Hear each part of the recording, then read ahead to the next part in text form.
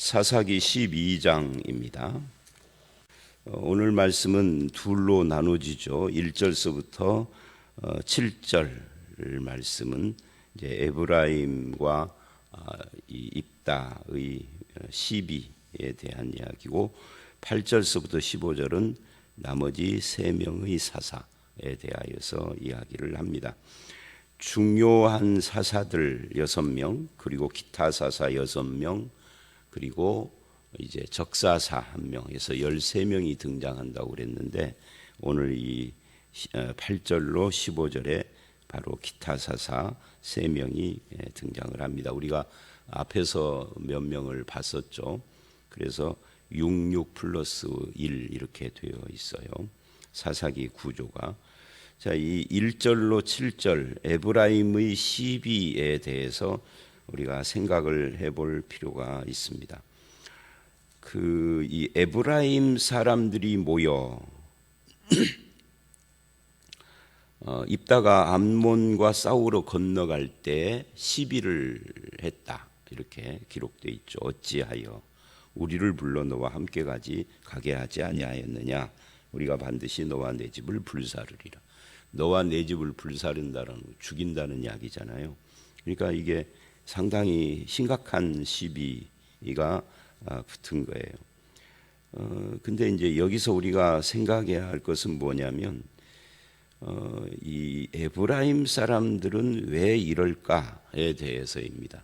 에브라임 사람들이 여기뿐만 아니라 앞에서도 그런 시비가 나왔고, 앞으로도 여호수아서나 사사기 앞에 여호수아서에도 그렇고 거기서도 시비를 하거든요. 그리고 앞으로 열왕기나 이런 데를 보면 또 에브라임 사람들이 시비를 하는 그런 모습이 성경에 등장을 해요. 그리고 결국은 이 에브라임 사람들 주도하에 이스라엘이 남북으로 왕국이 분리가 됩니다. 그래서 북왕국을 세운 주도적인 지파가 이 에브라임 사람들이에요. 그래서 이 구약의 역사에 기록된 에브라임 사람들은 상당히 좀 좋지 않은 모습들로 계속 등장을 합니다. 왜 그럴까에 대한 생각을 우리가 해볼 필요가 있어요. 일단 에브라임 지파는 큰 지파입니다. 이스라엘에서 가장 큰 지파 중에 하나예요. 우리가 12지파 하는데 유다, 에브라임, 므낫세, 이 세 지파가 가장 큰 지파들입니다. 근데 이 에브라임과 므낫세는 형제예요. 원래는 요셉이죠. 그러니까 에브라임과 므낫세를 하나로 합해서 요셉이거든요. 그래서 12아들입니다. 그런데 레위 지파는 땅을 주지 않아요. 그래서 레위 지파를 빼고 요셉을 둘로 나누어서 에브라임, 므낫세, 이렇게 해서 이스라엘이 사실은 13지파입니다. 근데 레위 지파는 이제 흩어져서 땅을 차지하지 않죠. 그리고 이제 나중에 역사가 흐른 뒤에 단 지파가 사라지고 뭐 이런 좀 복잡한 이야기가 있는데, 어쨌든 이 에브라임은 다른 지파보다 2배를 받은 거예요. 왜냐하면 한 지파인 요셉을 둘로 나눠서 둘 각각 하나씩 주었으니까 2배로 받은 거고, 그런 식의 2배만이 아니라 실제 땅도 굉장히 많이, 에브라임 므낫세를 합하면 이스라엘 전체의 한 4분의 1 정도를 이 지파들이 차지한 거나 마찬가지예요. 그러니까 굉장히 많이 받았다고 해요. 큰 지파이기도 하고, 그리고 이 에브라임 지파에서 배출한 이스라엘의 지도자 중에 하나가 바로 여호수아입니다. 이 사사기는 여호수아를 이어서 기록된 거잖아요. 그러니까 이 에브라임은 굉장히 힘이 있고 또 영향력이 있는 그런 지파였는데, 그런 힘이 있고 영향력이 있기 때문에 권력이나 지분, 이 지분이라는 것이 나를 대우해 달라는 거잖아요. 우리를 큰 지파로서 거기에 맞는 대우를 해달라 하는 이 지분 요구, 이것이 굉장히 강했다는 거예요. 거기에 눈이 멀어서 늘 시기하기도 하고 시비를 걸기도 하고 그러는 겁니다. 이 에브라임 지파처럼 크고 또 여호수아 같은 영웅을 성경에서는 영웅이라고 하기가 그러는데요. 하나님이 계시니까 그런 지도자를 위대한 지도자를 배출을 한 것에 대한 자랑과 자부심 그것까지는 좋은 거죠. 근데 그 자랑과 자부심이 이제는 자기들을 대우해 달라 하는 쪽으로 기울어져 있는 거죠. 그런 의미에서 항상 이스라엘 공동체를 무시하고 무너뜨리는 그런 시비를 계속하고 있는 그런 에브라임의 모습은 결코 좋은 모습이 아닙니다. 겸손해야 하는 거죠.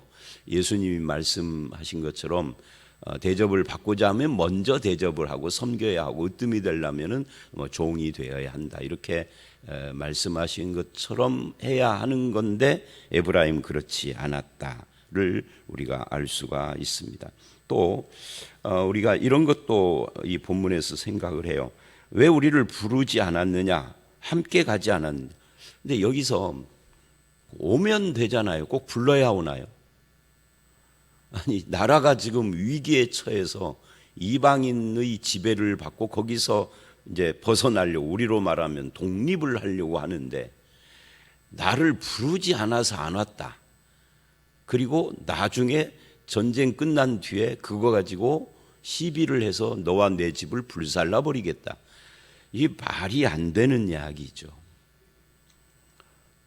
불러야 오는 경우 그건 이제 대접받고자 하는 거예요. 교회에서도 마찬가지, 신앙생활도 이 불러야 오는 이것의 반대가 뭐겠어요? 자발적 헌신, 자발적인 사명 감당인 건데 교회 안에서도 자발성을 요구하는데 이 사람이 그렇게 가지를 않는 거예요. 나를 안 불러? 이렇게. 오히려 안 부르면 편해 하면 되지 뭘 안 불러 하고 시비를 해요. 저는 안 부르면 편하던데 안 불렀다고 시비할 일이 아니잖아요. 근데 이렇게 가요. 근데 에브라임 같은 사람들이 있어요. 그냥 골치 아픈 사람들이죠. 인생 자세가 근본부터 틀린 거죠. 신앙도 마찬가지고. 그러니까 성경은 자발성을 말을 해요. 헌금을 이야기할 때도 억지로나 이렇게 하지 말고 자원하는 마음으로 하라. 이렇게 고린도후서 8장 9장은 헌금 이야기를 하면서 꼭 그렇게 이야기를 합니다. 자원하는 마음으로 해라. 즐겨 해라. 억지로나. 그러니까 그런 성경의 교훈하고 지금 반대 길을 걸어가고 있습니다. 즐거운 뜻, 자원하는 마음, 부득이함으로 하지 말아라. 여기서는 지금 완전히 반대로 가고 있죠. 그래서 베드로 전서 5장 4절 5절을 보면은요, 그러니까 아까 이제 고린도 후서 8장 9장은 헌금과 관계되는 이야기고 베드로전서 5장 1절로 5절은 이제 교회 일꾼과 관계되는 이야기입니다. 장로들에게 하고 1절에 타이틀이 그렇게 나오죠. 거기서도 똑같은 이야기예요. 헌금할 때 하고 부득이함으로 하지 말고 즐거운 뜻으로 하고 자원하는 마음으로 하고 더러운 이득을 위하여 하지 말고 이렇게 이야기를 하거든요. 그런 사람에게 부득이함이 아니라 즐거운 뜻 자원하는 마음으로 하는 사람에게 영광의 면류관을 주시겠다. 이렇게 말을 합니다. 그러니까 영광의 면류관에서 면류관 그러니까 죽어서 천국 이것만 생각하는데 사실은 그런 사람이 영광을 얻는다는 이야기죠.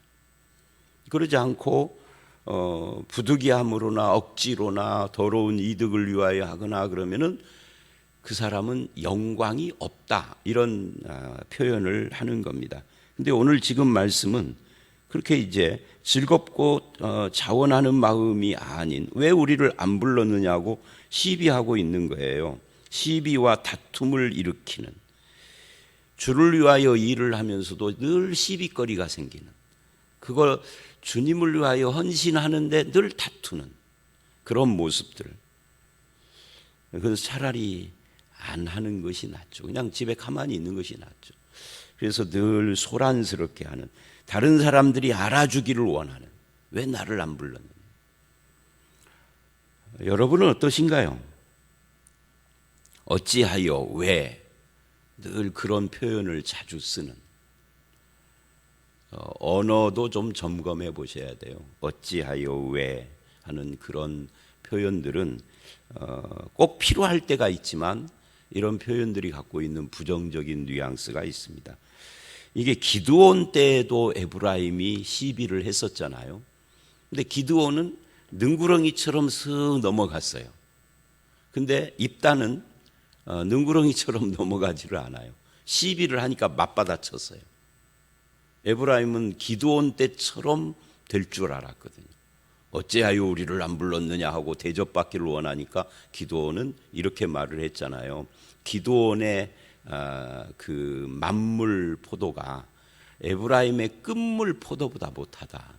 너희는 대단한 지파다. 이제라도 하면서 쓱 넘어가니까 기분 좋아가지고 에브라임이 시비를 중단하고 함께 했는데, 여기서는 그렇게 나올 줄 알았는데 그렇지 않은 거예요, 반응이. 그러니까 입다도 좀 문제가 있죠. 기드온과 입다의 차이, 그 대표적인 것이 기드온은 입다는 상처가 많은 사람. 기생의 아들에다가 쫓겨난 자, 버림받은 상처가 있죠. 늘 잡류들하고 어울리면서, 그러니까 양아치들하고 어울리면서 자랐죠. 그런 여러 가지 그 상처가 곱게 반응하지 않게 만들었어요. 또 이 입다를 우리가 앞에서 봤지만, 너희 우리를 좀 와서 도와달라, 우리의 대장이 되려고. 입다가 한 말이 그거죠. 내가 정말로 너희의 머리 되겠느냐? 너희가 정말 나를 머리로 삼고 그러니까 입다도 대접받기 원하는 사람이에요. 버림받은 사람이라 반대로 대접받기를 원하는 사람. 에브라임도 둘이 충돌을 한 거예요. 그래서 입다가 그들에게 이렇게 말을 하죠. 나와 내 백성이 암몬 자손과 크게 싸울 때, 2절입니다. 내가 너희를 부르되 너희가 나를 그들의 손에서 구원하지 아니고. 불렀는데 안 왔잖아. 그러니까 이제 에브라임은 뭐라고 대답을 했는가가 안 나오지만 이렇게 말했을 수도 있죠. 야, 한 번만 부르면 우리 내 체면이 그렇잖아. 2번은 불러야지. 못 이긴 척하고 올 거 아니야. 뭐 이랬을 수도 있어요. 그런 사람들이 있어요. 한 번 부르면 뺐다가 2번 부르면은 모른 척하고 오는 그런 성질 머리를 갖고 있는 거죠, 에브라임이. 어쨌든 입다가 받아친 거예요. 불렀어도 오지 않았잖아 하고. 그게 이제 3절까지 이야기입니다. 나는 너희가 도와주지 아니하는 것을 보고 내 목숨을 돌보지 않고 건너가서 암몬 자손과 싸웠는데 여호와께서 나를 도우셔서 그들을 내 손에 넘겨주고 그랬는데 어찌하여 네가 올라와서 지금 시비를 보느냐, 우리하고 싸우려고 하느냐, 그렇게 대답을 했다 하는 거죠. 즉 비타협적인 자세로 에브라임과 입다 둘이 지금 주도권 싸움에서 한치도 물러서지 않는 그런 모습을 가지고 있어요. 그래서 이 입다의 인생이 지금 이 말씀으로 정리가 되는 건데요. 입다 이야기의 마무리잖아요. 입다는 힘이 있는 사람이었습니다. 육체적인 힘, 이런 것들이 있었고 또 세력도 있고 추종자도 있고, 그러나 사사로서의 지도력, 리더십은 없었던 사람이다. 그 처음부터 지금까지 과정을 보면 리더십이 그러니까 물론 리더십도 뭐 여러 가지가 있겠지만 주도적 리더십은 가지고 있지만 섬김의 리더십 같은 또는 통합이나 화합의 리더십 같은 이런 리더십은 좀 떨어지는 사람이었구나. 그러니까 교만하죠. 그런 모습들이 지금 서로 충돌을 하고 있습니다. 그래서 4절서부터 7절은 입다와 에브라임의 전쟁 이야기를 다루고 있어요. 1절로 3절은 이제 배경에 해당되고요. 그래서 결국 이제 4절 입다가 길르앗 사람들을 모으고 길르앗 사람들, 자기와 함께 가까운 사람들 그리고 친척들, 물론 먼 친척들이지만 이렇게 모으고 에브라임과 싸웠더라. 이것도 그래요. 입다라고 하는 이 지도자가 처음 이제 자기가 몸을 의탁했던 곳은 자기 어머니의 고향 사람들이고 뭐 그랬겠지만 그럴 수 있지만 끝까지 그 자기 사람들만 챙기는 그런 모습을 또 보입니다. 그래서 입다도 문제고 시비하는 에브라임도 문제고, 그래서 싸웠습니다. 근데 길르앗이 이긴 거예요. 에브라임이 쳐서 물리쳤으니 길르앗은 본래 에브라임이 도망하는 자로서 에브라임과 므낫세 중에 있다 하였음이라. 에브라임 말이 이렇게 시비하고 다툼을 일으키는, 그리고 그것을 온유하고 겸손히 받아주지 못하는 입다의 차이를 지금 여기서 보게 됩니다. 그래서 이제 어떻게 그 도망하는 이 에브라임 사람들을 수색을 해서 이제 색출을 해서 죽이느냐 하면 요단강 나루턱을 장악하고 지나가는 사람에게 에브라임 사람이냐 하고 물어요. 아니다 그러면 발음을 해봐라. 시볼렛이라 발음을 해봐라. 그랬는데 시볼렛이라 발음을 하면 잡아서 죽였더라. 그날 42,000명이 죽었다. 엄청난 사람들이 죽은 거예요. 그러니까 이게 단순한 시비가 아니었던 거죠. 근데 이 시볼렛 이게 이제 꼭 우리나라의 경상도 사람들에게 쌀 해봐 그러면 살 하는 거고 비슷한 거예요. 그 발음이. 그러니까 자기는 쌀 했는데 살 어머 이거 경상도네 하고 그러는 것처럼 그렇게 해서 죽였다 하는 거예요. 이제 참 재미있는 에피소드죠. 여기에 영적인 어떤 의미가 있는 것은 아니고요. 그래서 이제 이 말씀을 오늘 여기까지, 이게 6절까지 그런 이야기고 7절에 입다는 6년간 사사로. 자, 이런 식으로 많은 사람들을 죽이고 그렇게 막 밀어붙이는 리더십으로 장악을 했지만 그 권력이 결국은 6년 간 거예요. 이걸 가지고 20년을 한 것도 아니고 참 허무하게 겨우 6년 그렇게 오고 끝난 거죠. 자, 이 말씀이 이제 8절로 가기 전에 리더십의 문제와 그 대접받고자 하는 에브라임, 이 둘의 충돌에 대해서 다시 우리가 새기고 가야 합니다. 통합과 화합의 리더십, 섬김의 리더십이냐, 아니면은 지배하고 장악하는 그런 리더십이냐, 그러니까 그 왕적인 리더십인 거죠. 제왕적이라고 그렇게 말을 합니다. 제왕적 리더십은 일사천리로 신속하게 어떤 것들을 결정해 가는 그런 장점이 있지만 반대로 그것이 성경에서 지지하는 것은 아닙니다. 이 성경의 리더십은 섬김의 리더십, 통합과 화합의 리더십이라고 할 수 있어요. 또 에브라임처럼 늘 자기 목과 지분을 챙기는 그런 사람들, 그래서 시비하는 이런 것들은 결국은 즐거운 뜻 자원하는 마음으로 하라 하는 성경의 교훈과 배치가 됩니다. 그래서 우리의 신앙의 태도, 인생의 태도를 다시 한번 점검을 했으면 좋겠습니다. 이제 8절로 12절 기타 사사 3명이 등장을 하는데 먼저 입산입니다. 이 사사직의 퇴락, 이 사사직의 타락 또는 퇴락을 보여주는 3명의 소사사들입니다. 셋 다 직분을 남용했거나 또는 직분은 있었으나 별반 한 일은 없는 사람들로 기록이 되고 있죠. 이들은 이제 내일 말씀인 13장의 삼손으로 이어지는 징검다리 역할을 해요. 그러니까 삼손이라는 이 타락한 사사가 괜히 나온 것이 아니라 역사의 흐름 속에서 자연스럽게 삼손이라는 잘못된 사사가 등장을 하게 되는 것이죠. 먼저 여기에 나오는 3명의 사사는 사사로서 무엇을 했느냐 하고 물어보면 한 일이 별로 없어요. 모릅니다. 기록이 안 돼 있죠. 그 대신에 자식을 아들, 딸 60명이나 낳았어요. 9절에 보면. 그리고 세 번째 사사인 이 압돈을 보면 아들, 딸 70을 낳았어요. 그러니까 입이 떡 벌어지죠. 오늘 같은 세상에 아들, 딸 6명 낳았다 해도 와 그럴 텐데 아들, 딸 60명, 70명 이건 상상이 안 돼요. 그러니까 한 명의 여자에게서 낳았을 리가 없는 거죠. 그러니까 많은 첩과 자식을 두었다. 왜 그랬느냐 하는 것은 앞에서 우리가 이 기타 사사 등장했을 때 설명을 한 적이 있어요. 이것이 권력의 상징이었다. 고대 세계의 권력은 많은 처첩과 자녀를 두는 것, 특히 아들들을 많이 두는 것으로 상징화했다 하는 거예요. 그래서 이들이 한 일은 그냥 자식을 많이 낳은 거. 그런데 이 입산 엘론은 뭐 자식 이야기가 없어요. 그냥 엘론은 아무것도 한 것이 없는 사람처럼 그렇게 돼 있고요. 압돈, 이들은 이제 자식을 많이 낳은 것이 첫 번째 특징이고, 그 다음에 이 입산을 보면 9절에 수상한 이야기를 합니다.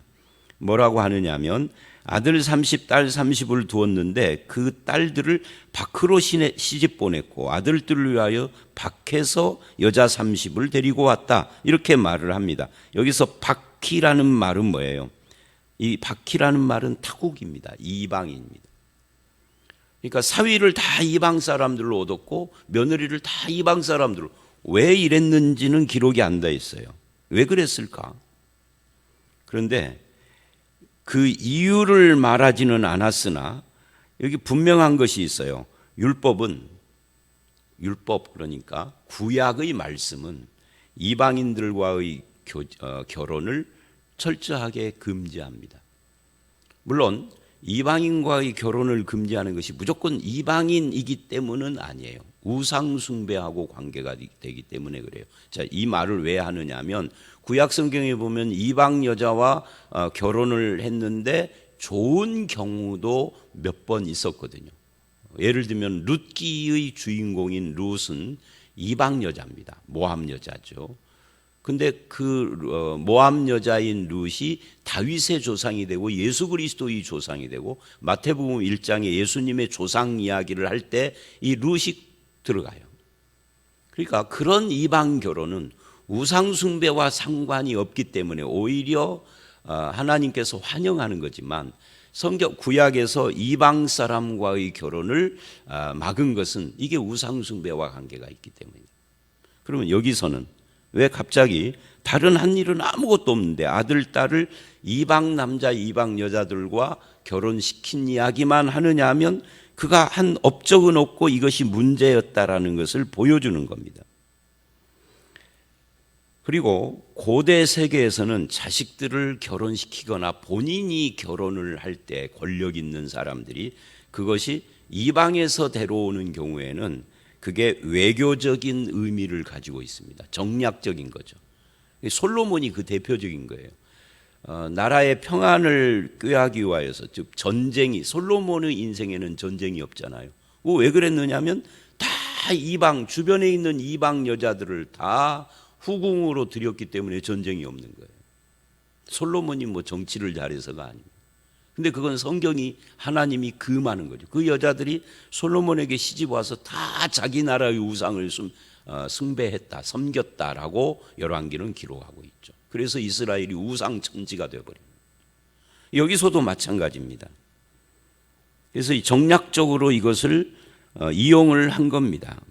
하나님께 사사라는 직분을 받아서 책임을 감당하고 사명을 감당하는 기록은 전혀 없고, 이렇게 권력 유지를 위하여서 이런 식으로 사치하고 그리고 말씀을 어기고 입다가 역사는 알았지만 율법은 모르는 사람이었다라고 우리가 앞에서 말했죠. 똑같아요. 입산이나 압돈 같은 사람들도. 그러니까 결국 자기의 권력, 부귀, 영화, 사치를 누리는데 필요하다면 뭐 이방 여자를 데려오든 이방 며느리를 얻든 성경 말씀이 뭐라고 하든 상관이 없는 거죠. 그 자기 지도자의 자리를 유지하기 위해서, 권력을 유지하기 위해서. 사실은 하나님께 사명을 맡는다는 것, 또는 어떤 단체나 교회나 이런 데 지도자가 된다는 것은 명예이고 영광이기도 하고 은혜이기도 하지만 두려운 자리이기도 해요. 책임이잖아요. 자, 그래서 오늘 이 본문 말씀은 이 8절로 15절에 그렇게 맡은 자의 충성스러운 모습이 보이지 않는 이 세 사람을 통하여서 또 우리 자신을 보게 됩니다. 우리는 하나님 앞에서 어떤 식의 삶을 살고 있고 어떤 태도를 가지고 있는가? 하나님의 말씀이 기준이 안 되고 있는 거죠. 우리가 세례받을 때 항상 신앙과 삶의 표준은 무엇이냐? 이거 꼭 배우고 또 문답을 합니다. 성경이에요, 대답이. 근데 말만 성경 해놓고 성경을 머리맡에 두고 자지, 성경을 읽고 그 말씀을 따라 살지는 않는. 그런데 그들이 이스라엘의 지도자인 이걸 통해서 나는 어떤가? 하나님의 말씀이 정말 내 삶의 표준이 되고 기준이 되고 그 말씀 따라 살려고 애를 쓰고 있는가에 대해서 묻게 된다는 거죠. 자, 오늘 말씀 여기까지입니다. 앞에는 나를 대접해달라 하는 에브라임과 그것에 대하여서 받아치는 이 입다, 서로 자존심과 대접 싸움을 하고 있는 이런 부분, 자원하는 헌신이 아니라 부득이함과 더러운 이득으로 하는 이런 모습들, 그리고 뒷부분은 그런 권력과 지도자로서의 어떤 직책은 있으나 삶은 말씀에 따르지 않는 이 기타 사사, 특히 입산과 압돈 이야기를 통해서 내 모습을 봤습니다. 저와 여러분이 항상 하나님의 말씀과 뜻을 따라서 하나님의 그 성품을 닮은 삶을 살아가는 성도가 되시기를 주의 이름으로 축원합니다. 함께 기도합니다. 하나님 아버지, 에브라임과 입다의 전쟁을 통해서 대접을 요구하고 즐거운 자원하는 뜻의 헌신보다는 부득이함이나 또는 대접받고자 하는 그런 시비를 거는 에브라임, 그것에 대하여서 받아치며 싸우는 이 입다의 문제를 통해서 우리의 모습이 정말 하나님 앞에서 신실한 헌신과 즐거운 뜻과 자원하는 마음으로 드려지는 그런 삶인지를 살펴봤습니다. 우리의 삶이 하나님 앞에 즐겁고 자원하며 감사하는 마음으로 행해지는 그런 삶이 되도록 인도하여 주시옵소서. 내 삶의 표준이 하나님의 말씀이기를 원하옵고 하나님의 뜻을 따라서 살아가는 즐거움이 우리 가운데 있도록 인도하여 주시기를 간절히 바라올 때 예수님 이름으로 기도드려 싸움나이다. 아멘.